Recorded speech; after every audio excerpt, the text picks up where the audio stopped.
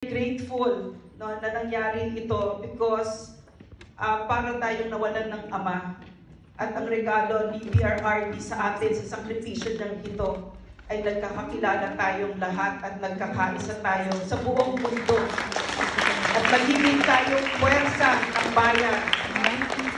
So, 53 days ago, nangyari yung trahedya na ginawa ng Bongbong Marcos administration. 53 days ago, lahat ng karapatan ni PRRD ninakaw ni Bongbong Marcos. Lahat ng constitutional rights niya ninakaw. At yung kanyang mga kasama, no? Kasi kayo mga team niya, sila Nicolas Torre, etc. Napanood niyo yung Senate hearing. Lahat yun ninakaw sa kanya. No? Kinuha siya without his consent at nilipad sa isang eroplano against his will. At nilipad sa The Hague. Isinorender ni Bongbong Marcos ang soberenya ng Pilipinas. While on the other hand, napakasakit nung nangyari, kilala ko si PRRD. Binigyan ako ng regalo na makilala ko ang puso ng ating Pangulo. Isa po akong manunulat, hindi ko magamit ang salita na mali kapag kamali. Kaya hindi ko matawag na Pangulo ang drug addict na nakaupo ngayon sa Malacanang. Kasi ang nakilala kong president ay hindi isa lang ang nagsilbi ako sa bayan bilang kasama niya sa pagsilbi sa bayan. At yun ay isang totoong president, si President Rodrigo Roa Duterte, na lagi niyang sinasabi, ayaw niyang patawag ng president. Gusto niya mayor, pero hindi ko siya patawag na mayor kasi nga writer ako.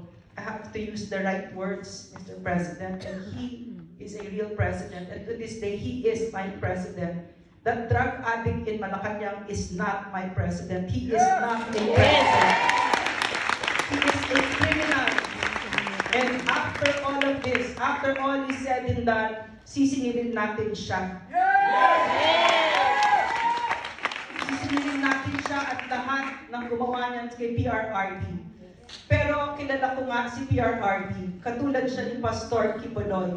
Itong dalawang magkaibigan, best friends, haligi ng ating bansa, isinakripisyo, buong buhay nila, resibo sa pagmamahal sa Pilipinas. Ito ngayon, sa huling hantungan, sa huling kabanata ng buhay nila, ito ang regalong ibinibigay nila sa atin. Pinapakita nila ng maliwanag ang bulok ng gobyerno. Pinapakita nila kung sino ang mga totoong kalaban natin. CPP, NPA, NDF na ngayon ay kaalyado ni Bongbong Marcos na isang korap na opisyal na nasa loob ng ICC ngayon ay ang CPP, NPA, NDF at ang nagbibigay ng access sa mga CPP, NPA, NDF na nasa loob ng preso ngayon sa Pilipinas ay ang gobyerno ni Bongbong Marcos. Pinapaupo ni Bongbong Marcos ang mga ICC sa mga top officials, top leaders ng CPP, NPA, NDF. At nasa loob mismo ng ICC si Cristina Conti na leader at Central Committee member daw, sabi ng mga former rebels na kasama niya ng CPP, NPA, NDF. Ano ang ibig sabihin nito? Ibig sabihin nito, nanganganib ang Pilipinas kasi itrinaydor na tayo ni Bongbong Marcos. Ibinigay niya tayo sa teroristang komunistang CPP, NPA, NDF na lampas kalahating siglo walang ibinigay sa Pilipinas kung hindi karahasan.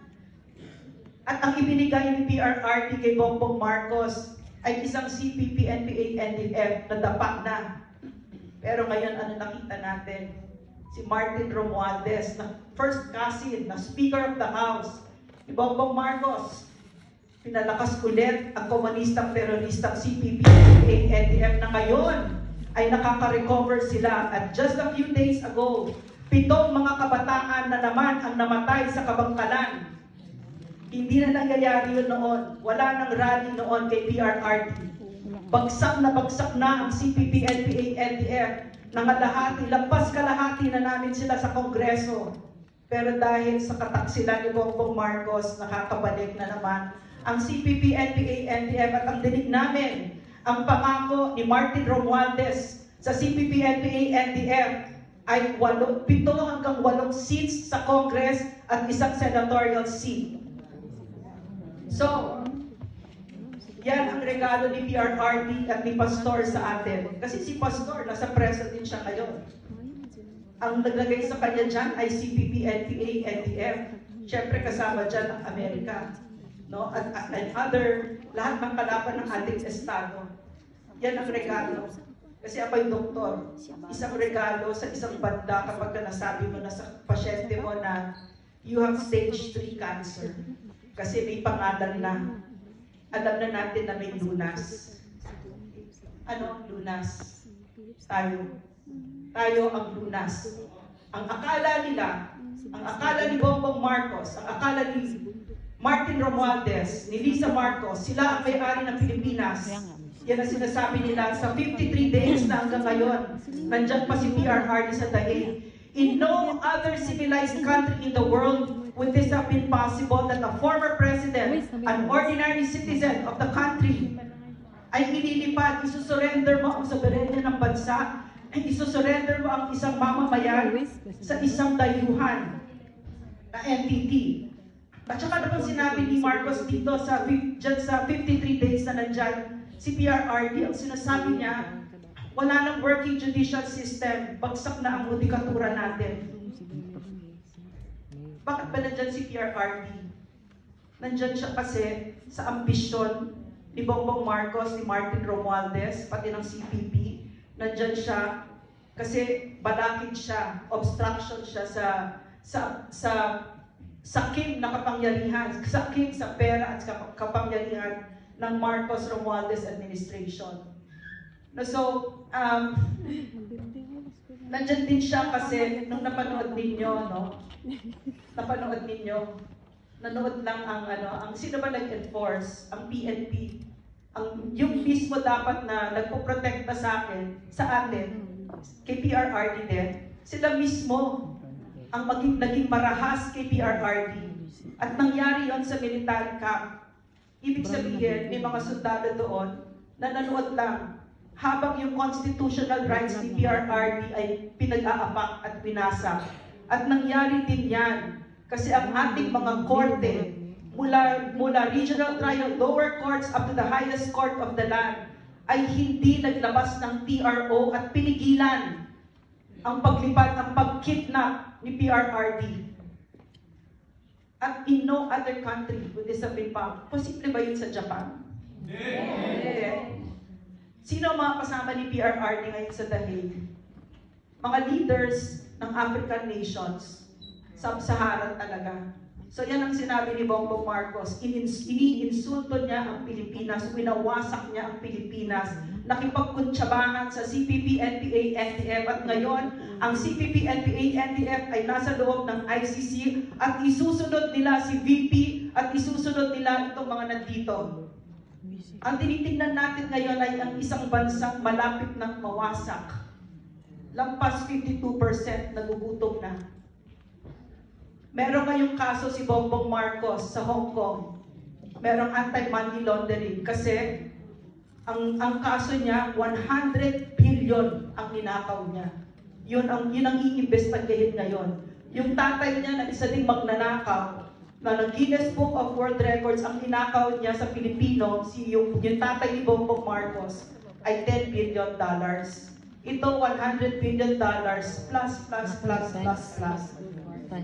So, ang tinitingnan natin ngayon ay isang bansang malapit ng malusaw.